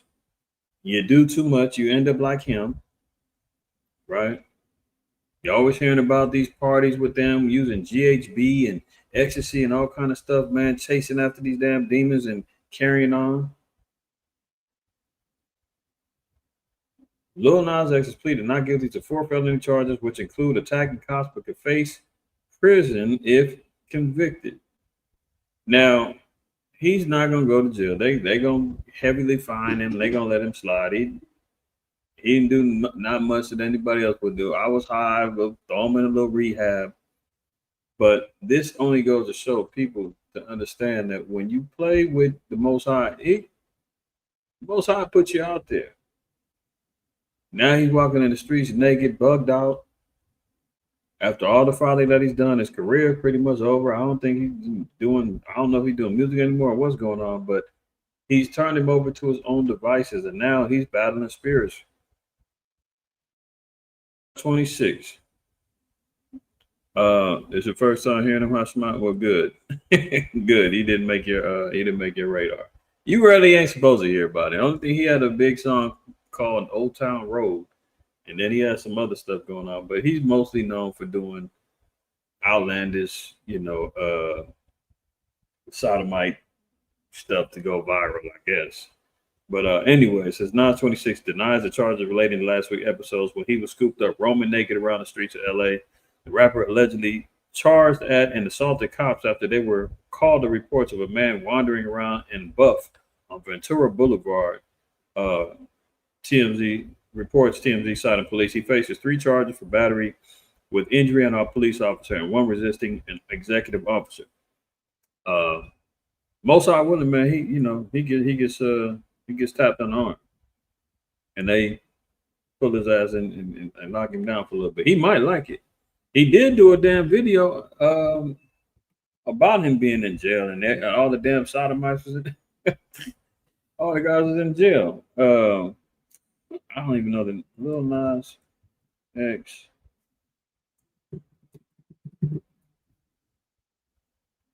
He might like it, man. See, look at it. This is a damn music video. He's acting like he's in jail, and everybody's in jail. The sodomites. Now, see, truth or stranger to fiction, man. He didn't talk the spirit up on him. Now his ass might go to jail. And all these damn gay ass. Good Lord. I forgot about the video until it just popped into the spirit. He sure did do this. Him and this damn Edomite. See? Birds of a feather, man. This is what happens when you deal with these damn demons, too. They co-sign and allow him to do this stuff. I don't even know. I forgot the name of the industry, baby. I don't know what the hell the name of the song was, but look at this. All these little fags in it. All right, let me get up out of here, man, for YouTube. Before I get upset. But now he's really facing, that time. Right. Lord willing, he gets judged, and he sees the light and repents. But until then, let him deal with the judgment. Let me flash back on this real quick too. Minneapolis shooter, 6 secret notebook reveals he was, quote, tired of being trans. If y'all didn't see, some of y'all may have, I don't know, sometimes when I do impromptu stuff during the week, YouTube don't send it out there like that. Y'all end up catching it on the back end. But I did a little breaking news episode regarding this Transformer, Decepticon man that shot up the Catholic school, killed 2 people, injured 17. And how, if we check history, check and understanding how our enemy works, that this guy, and I said this before I seen this article regarding them utilizing mentally ill people, MK Ultra type stuff, people that's been turned out for these particular attacks. And then the day after or 2 days later, I seen this article and they were talking about more things that was in his manifesto and in his notebooks where he says he was tired of being trans. This guy was, see, people think it's a choice. It's not a choice. I was born this way. No, no. What did he say? And moaned about being brainwashed. Transgender mass shooter Robin Westman complained about being, quote, tired of being trans and had been brainwashed in a chilling manifesto before killing 2 children in a mass shooting at a Minneapolis Catholic church. That should tell you everything. Brainwashing, and he got tired of going along with the program. Oh, he was meant to be that way. And his parents encouraged him. The mama was co-signing him. The daddy supposedly has some CIA connections and Department of Defense connections. Very interesting. Court records seen by the Daily News reveal Westman, 23, was previously known as Robert before changing his name in 2020. According to court papers filed in Dakota County, Minnesota, from the time Westman wanted to the name Robin to reflect the identifying as a woman.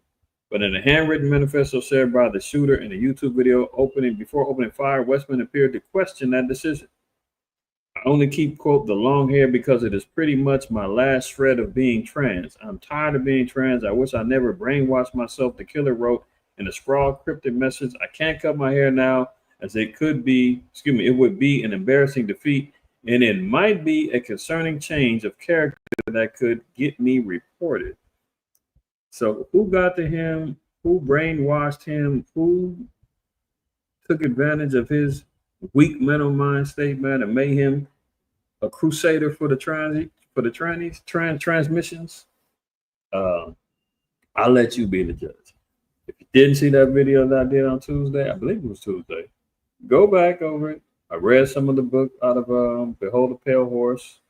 Talked about how 7 days prior, the legislation for armed drones being used in school shootings was already on the table around the centers down there in Florida. And the rest of the country is saying we want into armed drones being mobilized and used, which could be on the scene within 5 seconds.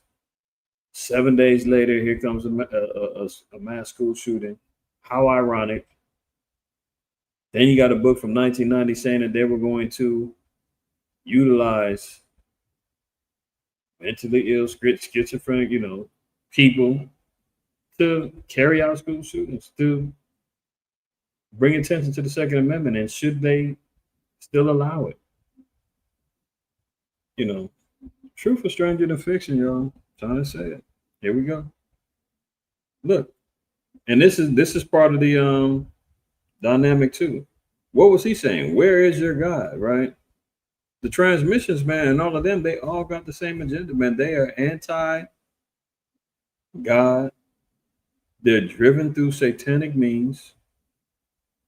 This is how we know why Sodom and Gomorrah was destroyed, because they were into all kind of things that was demonic, satanic, and living life in pure evil.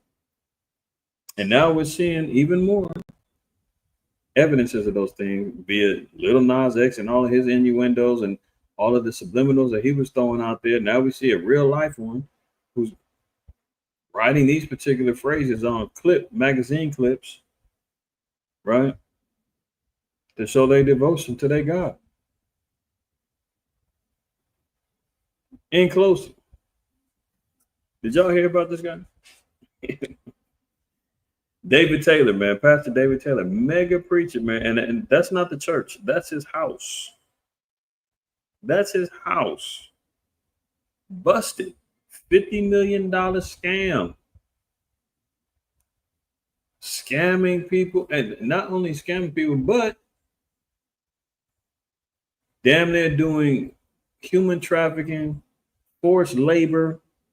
Let me let the report play. Y'all can see for yourself.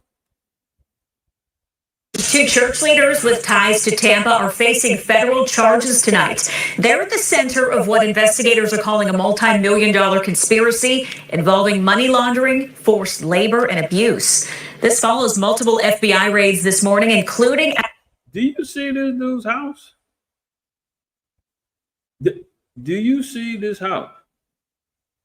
This is in Tampa, Florida. You would think that he's in England somewhere. Church leaders accused of running forced labor scheme. He's got multiple cars in the back. Some of them got gift wraps on them. And this is all from the good old church folks' money. That's his crib subsequently, yes. You're going to hear the dimensions in a minute. At a home in the affluent Avalon neighborhood in Hillsborough County. This was part of a nationwide takedown. Fox 13 is covering this investigation from multiple angles. Our Kylie Jones is at the federal courthouse in Tampa, diving deeper into the church and its leaders. But we begin with Aaron Mesmer live in Avila with more on the raid and reaction from neighbors. Aaron. Yeah, Haley, and these neighbors were absolutely stunned by what went on this morning. Neighbors in this community, they woke up to helicopters and FBI agents raiding a home in Avila. And once they found out why those federal agents were there, it was even more surprising. Some of you say, I don't have 100,000, but you have 20,000. You have 50,000 here, or you have 10,000. That's video of David Taylor asking viewers to send. Did you hear this guy? He went from 50,000 to 20. He's talking not dollars, thousands of dollars, man. Hold on. Let's get a couple scripts on these greedy guys, man. Wicked as the day is long, man. 2 Peter 2. Let's read 1. It says, but there were false prophets also among the people, even as there shall be false teachers among you, who privately shall bring in damnable heresies, even denying the Lord that brought them in, and bring upon themselves swift destruction. So not only do we see that relevant within the church and the Israelite community, but we see it also in the churches, false teachers bringing in damnable heresies, which are damnable false doctrines that are unscriptural, right? It says, even denying the Lord that brought them in, and bring upon themselves swift destruction. Continuing on, it says, and many shall follow their pernicious ways. So this guy feels comfortable enough to be jumping out there talking about how much money. I mean, he was putting quotas on these people. He was recruiting and getting people in. They were calling them armor bearers to work in these sweatshop based call centers to get people to pander and give them money.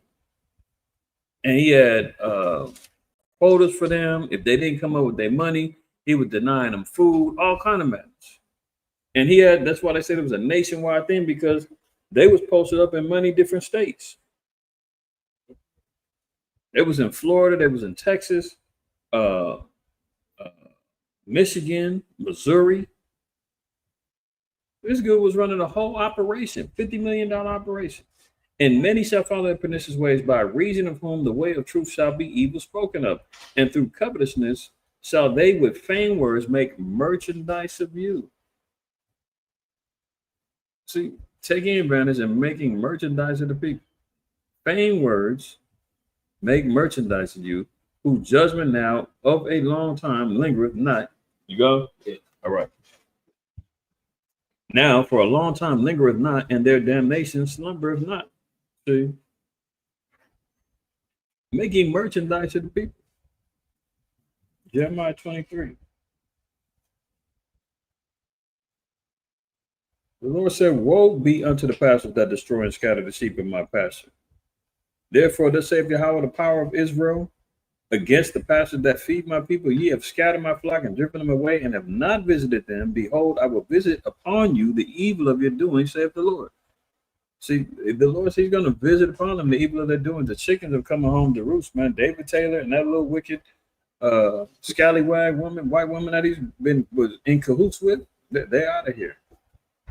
And he's been on the radar for a long time too. He got caught in another scandal some years back. What other word? It was something else he did. There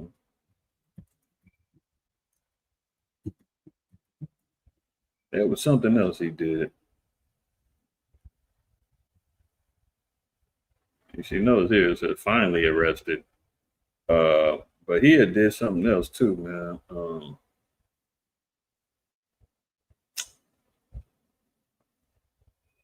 Yeah, see here, this is from 2023. Trial set in the case against two of David E. Taylor's ministries. The defendants of Kingdom of God Global Church and Joshua Media Ministries filed a motion to ask the judge to prohibit the plaintiffs from presenting evidence. I don't know, but I know he got caught in some other stuff too. But this one was from 2023 that he was affiliated with some more folly. But look at it, Ezekiel 13. It says, "And the word of Yahweh came unto me, saying, Son of man, prophesy against the prophets of Israel that prophesy, and say unto them that prophesy out of their own hearts, hear ye the word of the Lord. Thus saith the Most High Yahweh, woe unto the foolish prophets that follow their own spirit and have seen nothing. O Israel, thy prophets are like the foxes in the deserts. Ye have not gone into the gaps, neither made up the hedge for the house of Israel to stand in the battle in the day of the Lord." David Taylor and such men alike are like foxes, man. Slick, cunning, crafty, seductive, man. Getting our people caught out there. And it wasn't just he was getting at the Edomite, he was getting at anybody and everybody who would throw him some money. Throwing some money. You know, so we know about the pastors and all those teaching profit and gain.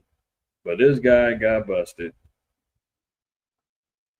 Finally, as they say. Two church leaders with ties to Tampa are facing the church and its leaders, but our Kylie Jones is at the federal courthouse in Tampa diving deeper into the church and its leaders.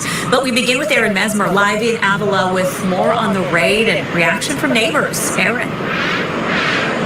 Yeah, Haley, and these neighbors were absolutely stunned by what went on this morning. Neighbors in this community, they woke up to helicopters and FBI agents raiding a home in Avila. And once they found out why those federal agents were there, it was even more surprising. Some of you say, I don't have 100,000, but you have 20,000.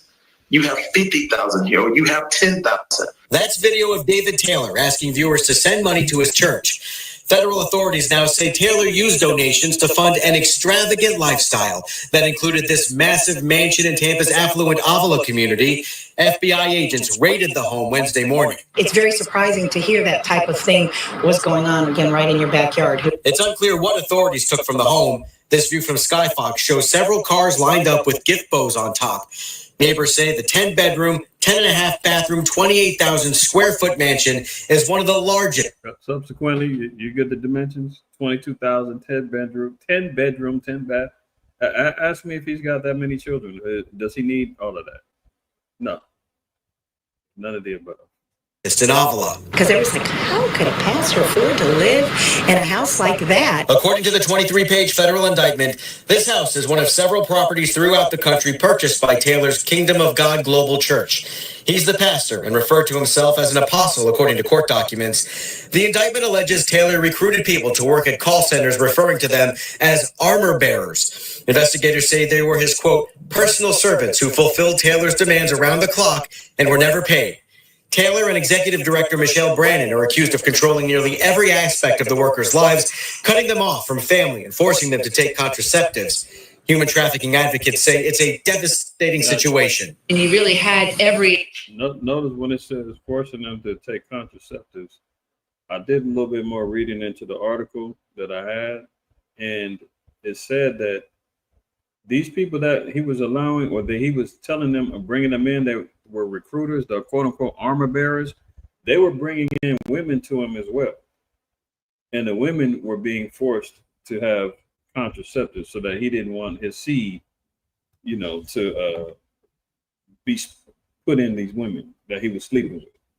So not only was he, they're going to bring it up later, but they're going to bring in sex trafficking and all that on it, because the let me back it up. Forcing them to take contraceptives. Human trafficking advocates say it's a devastating situation. And you really had every aspect of human trafficking. You had individuals who were, brought to a facility that they couldn't leave. They weren't being paid. They had production goals that they had to meet. And authorities say if the workers failed to reach Taylor's monetary goals, They faced punishment, including public humiliation, food and shelter restrictions, sleep deprivations, and physical and psychological abuse. This dude was running a whole cult-like slave labor camp over there, right? I'm gonna read a little bit of this article real quick that I just pulled up on my phone, where it gave more detail. It says, over the past decade, the operation allegedly funneled more than $50 million into bank accounts tied to Taylor's church. Instead of charitable causes, prosecutors say the money funded his lavish lifestyle, including multiple Mercedes-Benz and Bentley automobiles, a Rolls Royce worth more than $120,000, ATVs, jet skis, and luxury homes. The indictment also claims Taylor ordered recruits to perform domestic tasks for him, from cooking and cleaning to bringing women to his home with strict demands they take contraceptives beforehand. The Crisis Center of Tampa Bay's CEO says these victims will likely face, and that's an article from Yahoo, a long recovery. She says there's another lesson every community can learn from this. This can happen in one of our most affluent zip codes in Hillsborough County. It can happen in your backyard. It can happen in my backyard. As for the folks who lived with alleged human trafficking, fraud, and this guy said he's an apostle. Would you trust a guy looking like this saying he's an apostle for the Most High? Very interesting. Very, very interesting, right? Let me give one more scripture before we get up out of here. 2 Corinthians. Two church leaders with ties to Tampa are facing federal charges tonight. They're at the center of what investigators are calling a multi-million-dollar conspiracy involving money laundering. Let me get one more for David.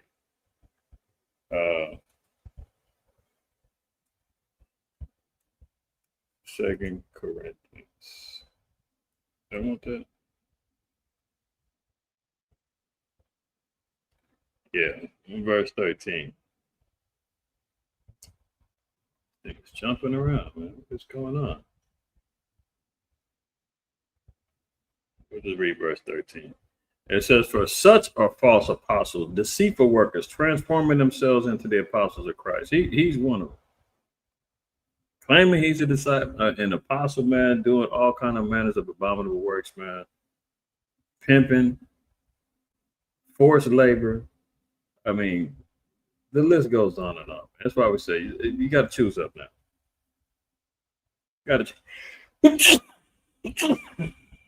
It's like, let's get to one more, man. The quietness out in your neck of the woods, man. Hopefully, you and the family's all right. I'm sure y'all are good. You on today, but I know I saw this. I meant to hit you up, but you know how it go. We all in our own zones of. That's no excuse, though. I don't even want to make no excuse. I should have hit you up. That's what I need to acknowledge. But nonetheless, you see this monsoon dust storm leaves thousands without power in Arizona. Overnight, apocalyptic scenes unfolding in Arizona. There they go, apocalyptic, right? Who knew?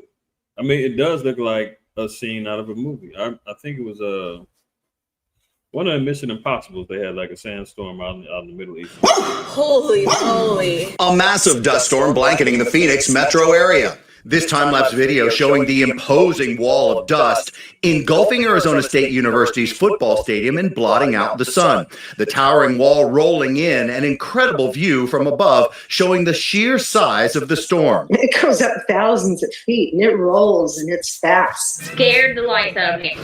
Drivers hit with monsoon rain and winds of up to 70 miles an hour as the dust storm, often referred to as a haboob, rolled in, plunging the city into zero visibility. You couldn't see anything in front of you, and it just got really dark. It felt like I was from an apocalypse. At Sky Harbor Airport, a ground stop ordered. Literally nobody will launch into it. The airport damaged, its roof leaking. Over 300 flights delayed. In the powerful storm's wake, debris left in the streets. Nearly 50,000 customers left without power.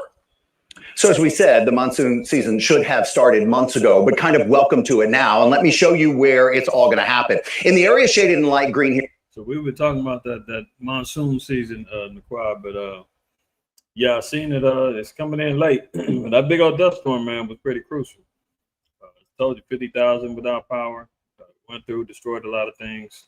You know, these are the type of situations we always talk about being prepared or having things in place in the event that something like this goes down, right? We ain't talking about this going to save you from Jacob's trouble. No, there's just simple things that happen just in life and in general, and in conditions of where we live at, or economically that can go down, that you can save you and your family some hell and torment by having things in place. Here, this is where we're going to see some light. I know I harp on this a lot, and it seems redundant, but I think it's important to send reminders to brothers and sisters. Economically, what we're heading into, man, is all bad news, man. Forget what what's the name, Agent Orange is talking about, and Doge and them saving money and cleaning out the swamp, and stuff is getting worse, right? 78% of HR leaders in the U.S. say that their companies are conducting serial layoffs, and we are being warned that a major cost of living shock is coming.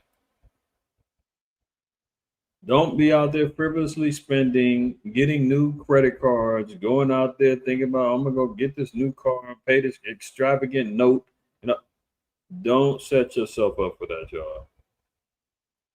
It's time to buckle up, be wise with your spending habits, your living situation, so forth and so on. I mean, if you got and you're in a position to where, you know, money's not an object and you're good to go, this ain't for you. This is for those who are living check to check, trying to figure things out, just holding on to your job, or you've been acting a fool on your job, and you've been doing things that could possibly get you fired. You've been late every day. Hey, straighten up, because the next round of layoffs and economic depressions, and particularly for our people especially, is coming around the corner. And you already know Agent Orange is already cutting all the federally funded safety net programs, where it ain't gonna be, oh, we ain't got enough, we can't help you, you can only be on it for this long, or even with Medicaid, for those who have Medicaid or need Medicaid, for seniors and so forth and so on, they're getting ready to cut all of the, not all, but they're getting ready to cut various conditions and procedures not being covered. And AI is going to decide whether or not they're going to cover it. Medications, things that you used to be able to get, hey, they're getting ready to cut a lot of that stuff off. Man. So if almost 80% of HR in major in companies are saying serial layoffs, meaning back to back. You know how a serial killer, one goes down, oh, next thing you know, another one 2 weeks later, a month later. That's how they're saying layoffs is coming. Other than the early month, I was just talking to a brother the other day, and he's contracted with Amazon doing Amazon drivers. Trucking. He's got his own truck, but he does the Amazon loads with them. He told me that everything is automated AI. He said you don't even, he'll go to the yard or whatever, pick up his container, knows where he needs to go. Everything's track traced. They watching everything he do. They got him on an hourly thing, hourly time block. Go to drop the load off. Everything is automated. He said you go in, you see the robots and damn AI moving the boxes and everything, loading everything. You go pull up, you give them the number, speak into the damn computer to tell them what number your load is and all this other stuff. You go in. He said, man, you might interact with one person.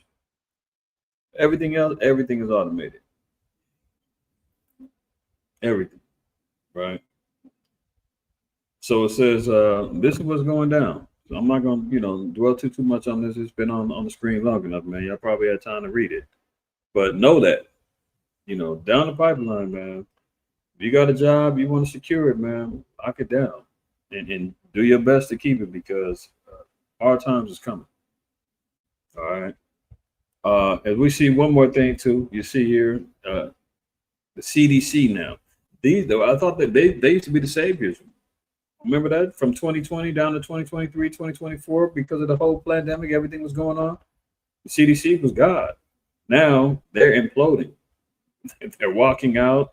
Top level employees or directors are being fired. There's all kind of madness going on within this place, man. You know, this is why you see America is fumbling and plummeting into the abyss as far as their ability to maintain a structure here, right? At least 5 senior CDC employees, including its director, have resigned or been fired since Wednesday. So is RFK Jr. in there cleaning house, doing what he needs to do? Or is this just an overall collapse for them to bring in something new? We already see that they're already, minimizing the FDA regulations on what they're approving to be sold in the stores now. They're kind of backing off on a whole lot of different things, but at the same time, they're looking at the mRNA, tech with the pokes in the arm and things of that nature. So we just see here that this is still even more. They talk about unprecedented walkout. That even the medical system is collapsing, and their structures that they have lined up for how they're going to control the diseases. Remember that CDC, the Center for Disease Control, how they're controlling these things? They're even losing a grip on it. Even on that, right? There you have it, y'all. All praise, honor, glory to the Most High, way outside, man. Another one in the books. Salute to the families in the house, man. Everybody that's stuck in here. Roll with me through the technical issues, the spirits moving in here and out of here, whatever the case may be. But we still here, 10 toes down, not being moved by none of the above, right? So all praises, man. Y'all always remember how I do it, and y'all should do it. Fear the Most High, keep the commandments. Don't shoot the messenger. Tune in later on today. We've got another closing Sabbath class, 4:15. Most High permit. Come on in, support, and we'll see y'all then. All right. Shalom.